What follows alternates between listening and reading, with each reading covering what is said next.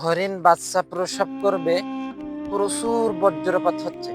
একদিকে বহমান নদী, অন্যদিকে শিকারী ধেয়ে আসছে তীর ধনুক নিয়ে, অন্যদিকে সিংহ আসছে হরিণকে শিকার করবে বলে। বেচারা হরিণ এখন কি করবে?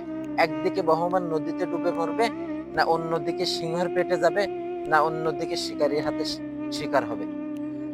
হরিণ বেচারা তখন বাচ্চা প্রসবের সময় এক মনোনিবেশ করে বাচ্চা প্রসবের দিকে মনোনিবেশ করলো।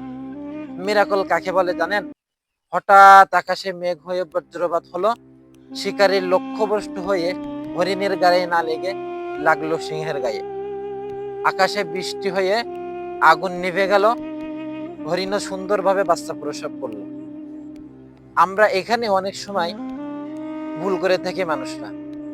আল্লাহ আমাদেরকে অনেক বড় মুসিবত দিয়ে পরীক্ষা করেন, চারিদিকে বিপদ, কি করব কিছু খুঁজে পাইনি, আমাদের কন্ট্রোলের বাইরে চলে যায়। তখন তাওয়াক্কাল তো আলাল্লাহ, আমরা আল্লাহর উপরে বিশ্বাস করে আল্লাহর দিকে তাকাই থাকবো, ইনশাল্লাহ দেখবেন সব কিছু সমাধান হয়ে গেছে।